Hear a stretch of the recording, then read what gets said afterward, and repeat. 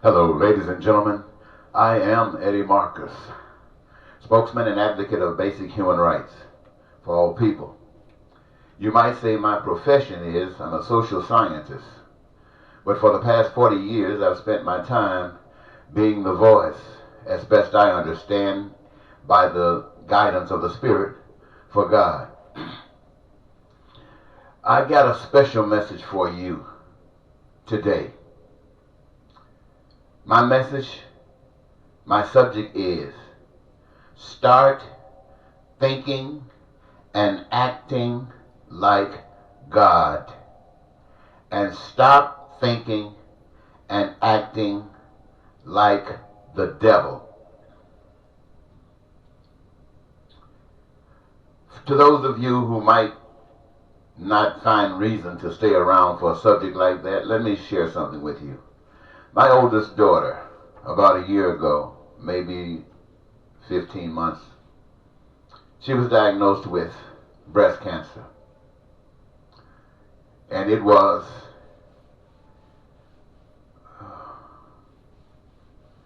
rated as the 3rd level.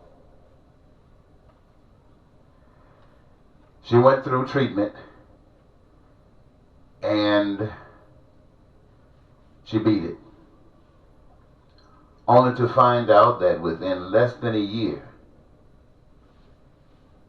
it was back. And it spread to various parts of her body. And now it was at the 4th level. Many of you know people who have gone through situations like this, and you might be going through it yourselves. For me, personally, I've lived at an age where all kinds of things happen. And there are those of you who are old, like me, who don't have access to a whole bunch of stuff. And all kinds of changes might find itself right at your door. And I know you care about yourselves. And for those of you who are younger than we are, hopefully you will live to get as old as we are. And so the same problems that we have endured and are enduring, you are destined to at least share in some of them. And so I think it's very prudent and it's very smart spirit that would allow me to speak on the subject matter.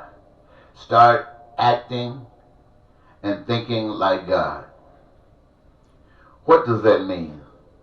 Every last one of you who hear my voice right now, if you started thinking and acting like God, you yourselves as an individual personally would never have to worry about anything.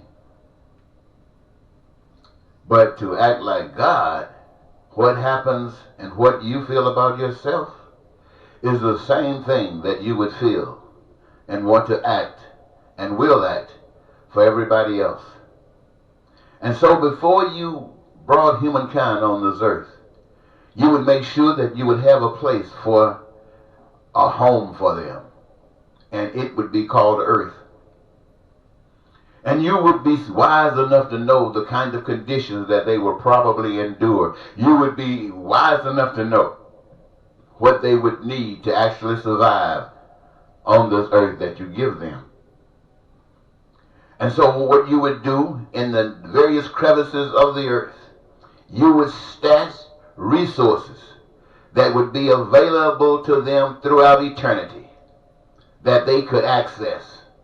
You would do it in the earth, on the earth, and above the earth.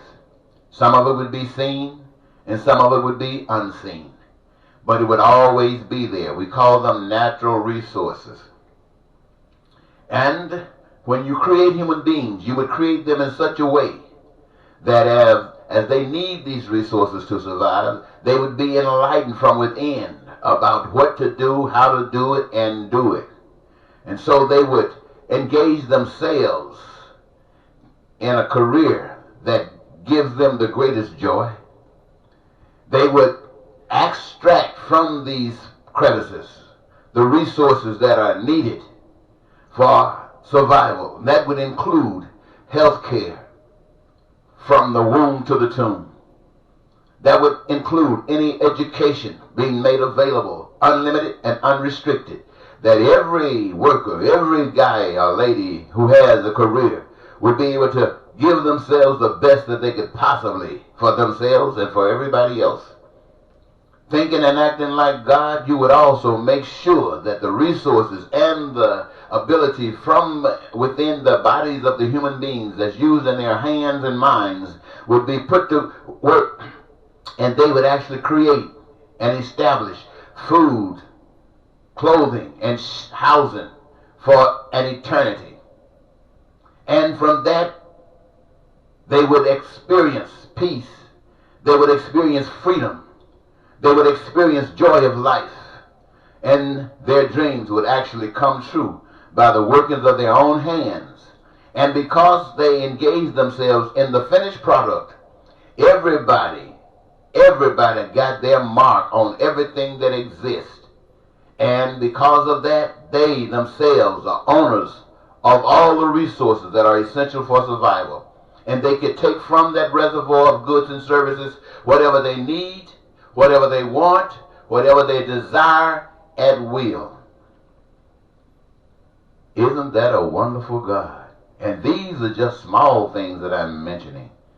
When we start thinking about transportation, we start thinking about infrastructure, we start thinking about vacations and recreations, all of these are added. And that's just to name a few. You thinking and acting like God.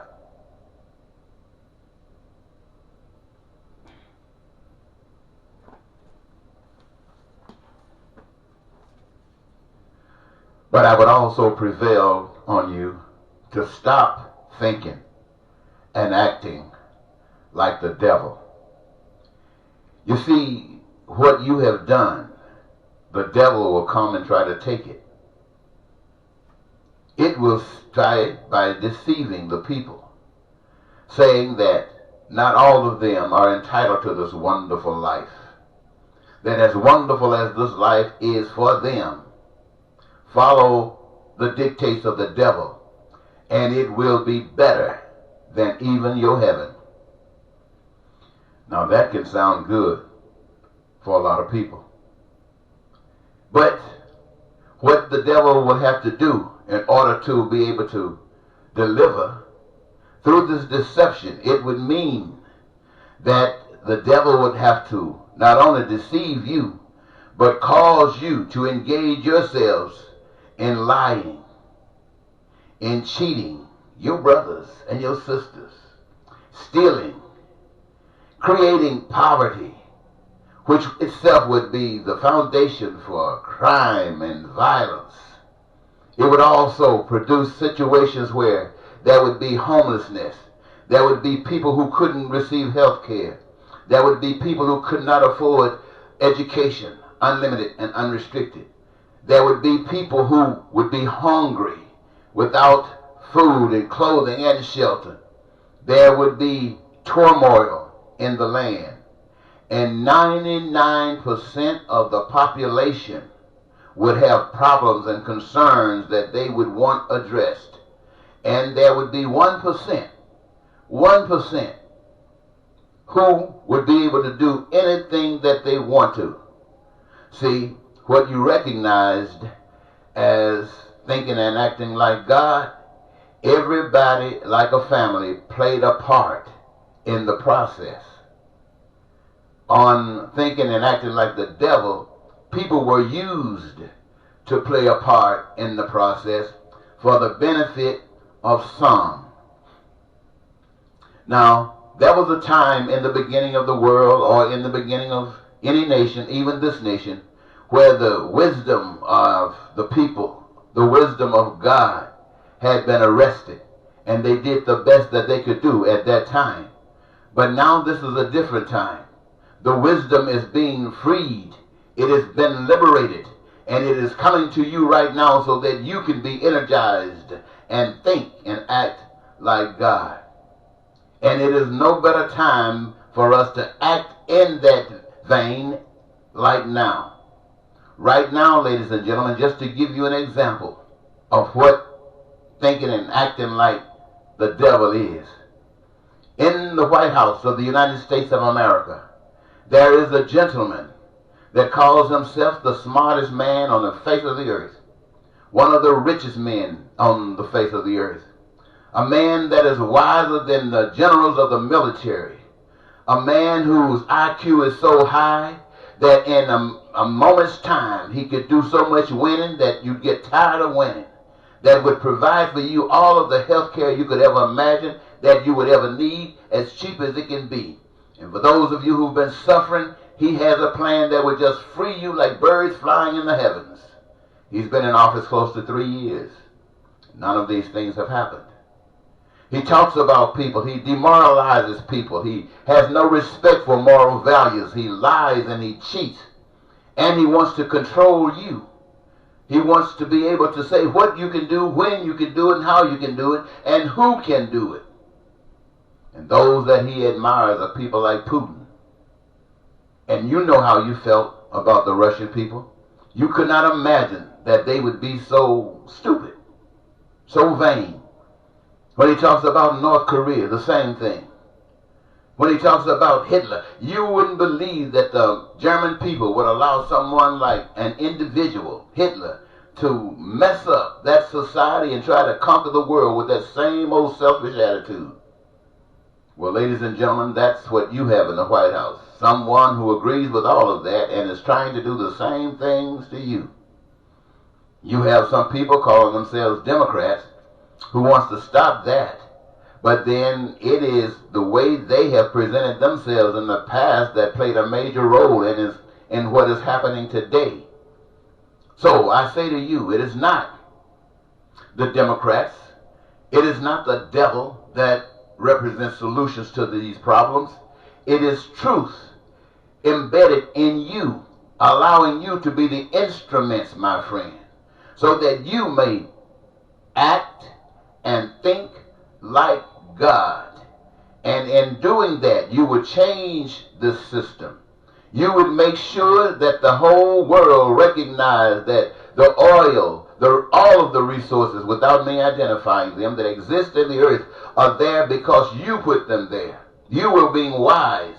You would represent the idea without a doubt that everybody on the face of the earth, not just Americans, are entitled to these essentials for survival. They are themselves birthrights that you have established, that every human being, man, woman, and child, American and every other, would have access to them as they desire, need, and want.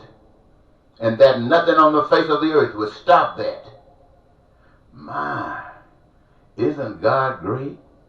The only thing that is missing right now, ladies and gentlemen, is the bodies.